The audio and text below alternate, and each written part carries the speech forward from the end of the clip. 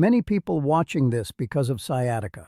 But what if some lower back pain, and even some sciatica-like symptoms, are connected to a hidden muscle that rarely gets attention? You wake up in the morning, swing your legs off the bed, and the moment your feet hit the floor, that familiar ache in your lower back is already there. You haven't done anything yet.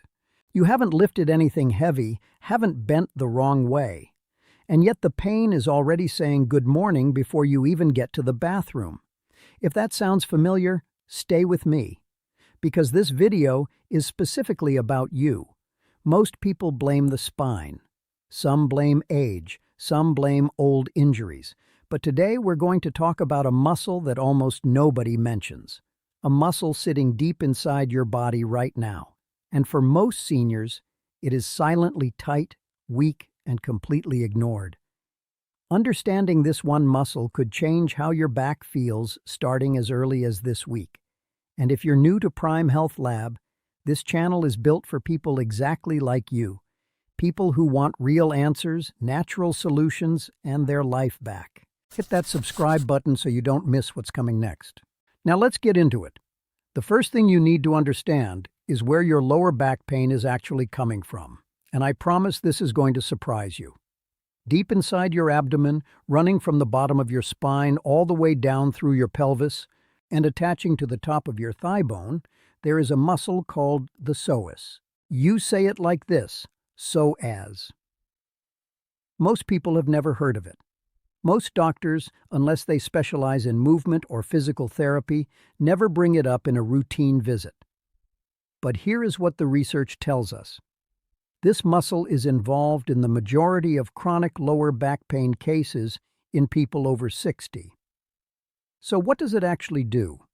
Think of the psoas as the body's main connector between your upper half and your lower half. It's the bridge. Every time you take a step, every time you sit down or stand up, every time you climb a stair, the psoas is working. It stabilizes your spine from the inside, not from the outside like your back muscles or your abs, but from the inside, wrapping around your lumbar vertebrae like a support cable on a suspension bridge. Here's the interesting part. When this muscle is healthy, you don't even know it exists. It just quietly does its job. But when it becomes tight, shortened, or weak, which happens to almost every person who spends a significant amount of time sitting, which is most of us, it begins to pull on the spine. And that pull creates compression. That compression creates inflammation. And that inflammation is what you feel as that dull, persistent ache in your lower back, your hips, and sometimes even down through your glutes and into your legs. Now, here is what makes the psoas so uniquely problematic for seniors specifically. As we age, two things happen to this muscle at the same time. First, it gets chronically shortened because we sit more. When you sit, the psoas is in a contracted position. Do that for hours a day, year after year, and it essentially forgets how to fully lengthen. Second, it loses strength. So now you have a muscle that is both too tight and too weak simultaneously. It's pulling the spine forward and downward while no longer having the strength to stabilize it properly. That combination is almost a perfect recipe for lower back pain. And here is something that most people completely miss. The psoas is also directly connected to your nervous system in a way that almost no other muscle is. It sits right next to your diaphragm, which is your breathing muscle, and it shares nerve pathways with your gut. This is why when you are stressed or anxious, your lower back often tightens too. The psoas literally contracts in response to stress hormones. So if you've ever noticed your back pain gets worse during stressful periods in your life, that is not a coincidence. That is biology. The good news, and this is a solution-focused video, so we are going to spend the majority of our time here, the psoas responds very well to targeted attention. You don't need surgery. You don't need heavy equipment. You need to understand what it wants and give it exactly that. Now let's talk about what you can actually do about this, starting today. The solution for a chronically tight and weakened psoas has two sides to it, and you need both. The first side is release, teaching the muscle to let go of the tension it has been holding, sometimes for years. The second side is activation, gently rebuilding its strength so it can do its job as a stabilizer again without gripping and pulling. Think of it like a rubber band that has been twisted too tight for too long. Before you can use it properly, you first have to unwind it. Let's start with release, because for most seniors, this is where the most immediate relief comes from. The single most effective release position for the psoas is something called the constructive rest position, and I want you to picture this clearly so you can do it tonight. You lie flat on your back, on your bed, or on a yoga mat on the floor, whichever is more comfortable for you. You bend both knees so your feet are flat, about hip-width apart. Then you simply let your knees fall slightly inward. Let your arms rest at your sides with your palms facing up, and you breathe. That's it. No stretching, no forcing, no effort. You just let gravity do the work. What is happening in that position is remarkable. With your spine flat and your hip flexors no longer under load, the psoas receives a signal from your nervous system that it is safe to release. Remember, we talked about how this muscle connects to your stress response. This position is essentially the antidote to that. Slow, deep breathing in this position amplifies the release even further, because the diaphragm and the psoas share connective tissue. As your diaphragm expands and softens with each breath, it gently communicates that softening down to the psoas below it. Stay in this position for 10 to 15 minutes. Many people feel a gentle warmth or a subtle twitching sensation in their hips or lower back during this time. That is the muscle releasing. If you do this every evening before sleep, within 5 to 7 days, most people report a noticeable reduction in morning stiffness. Now let's talk about the second release technique, which is a gentle targeted stretch. This one is done standing, and it's important that you do it gently and never force it. Stand next to a wall or a sturdy chair for balance. Step your right foot forward about 2 steps and lower yourself so your left knee comes down toward the floor, but only as far as is comfortable. If getting to the floor is difficult, you can do a standing version by simply stepping 1 foot forward and gently shifting your weight. The goal is to feel a mild pulling sensation in the front of the hip on the back leg side. That pulling feeling is the psoas being asked to lengthen. Hold it for 30 seconds, breathe slowly, and then switch sides. Do this twice on each side. Here is something very important I want you to remember. Do not push through pain. A gentle stretch that you can breathe through easily is doing more good than a painful one you are fighting against. The nervous system does not release a muscle when it feels threatened. It grips harder. Ease is the key word here. Now we move to the activation side. Once you've released some of the tension, you want to begin rebuilding the muscle's functional strength, but in a way that doesn't aggravate it. The best starting exercise for this is something called a slow heel slide. Lie on your back with both knees bent as before. Very slowly slide one heel along the floor until your leg is almost flat. Then slowly bring it back. That movement, done slowly and with control, gently activates the psoas without overloading it. Do 8 repetitions on each side once a day. It looks almost too simple to matter, but the slowness is the point. Slow movement requires the deep stabilizing muscles to work, not just the surface muscles that tend to compensate. The other activation exercise is a seated knee lift. Sit tall in a firm chair. Slowly lift one knee about 3 to 4 inches off the seat, hold it for 3 seconds, lower it and repeat on the other side. 8 repetitions each side. This directly engages the psoas in a safe, controlled range of motion. Within 2 to 3 weeks of doing this consistently, most people notice they are standing taller and their lower back feels less compressed throughout the day. The entire daily routine, the constructive rest, the gentle stretch, and the 2 activation exercises, takes less than 20 minutes. That is your Psoas reset protocol. Now here is where it gets really important, because even if you do the exercises every single day, there are certain lifestyle patterns that will keep working against you in the background. And for most seniors, nobody has ever connected these patterns to their back pain. Once you see these connections, you genuinely cannot unsee them. The first pattern is one that affects almost everyone over 60, and it has become so normal that people don't even question it anymore.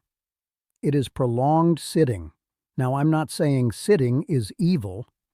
Of course, we all need to rest, but the Psoas does not distinguish between restful sitting and harmful sitting. Anytime your hips are bent at a 90-degree angle for an extended period, the Psoas is in a shortened, contracted state. After 45 minutes in that position, it begins to adapt to that length as its new normal.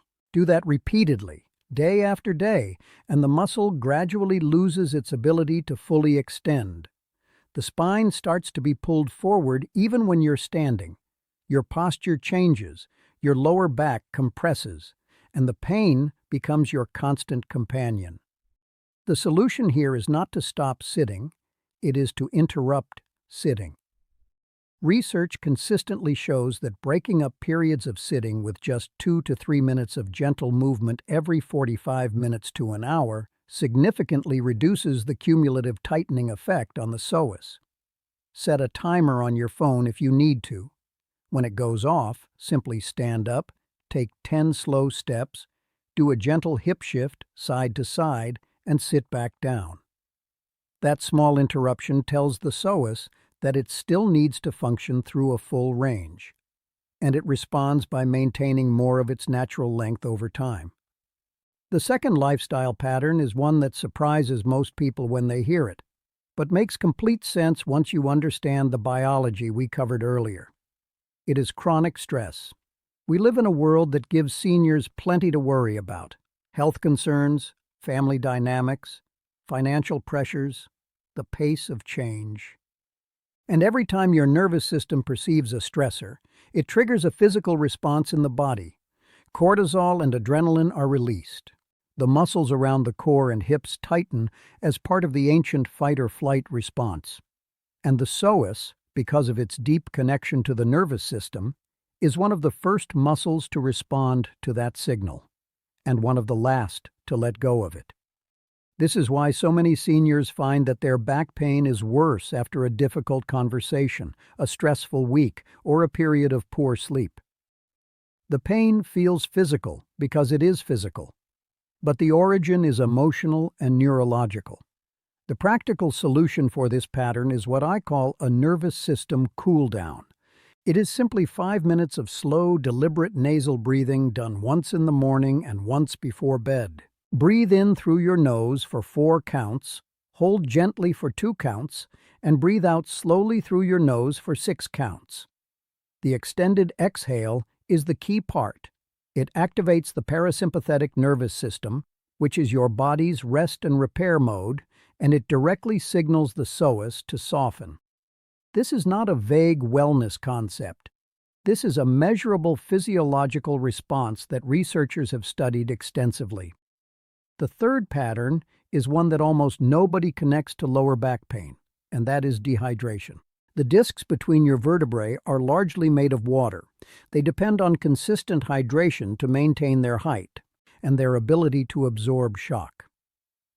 When you are chronically, even mildly dehydrated, which is very common in seniors because the thirst sensation diminishes with age, these discs compress slightly. That compression reduces the natural spacing between vertebrae, which in turn increases the load placed on the surrounding muscles, including the psoas. It has to work harder to compensate for reduced disc height, and a muscle working harder than it should is a muscle that tightens faster and recovers more slowly. The practical answer here is consistent, proactive hydration.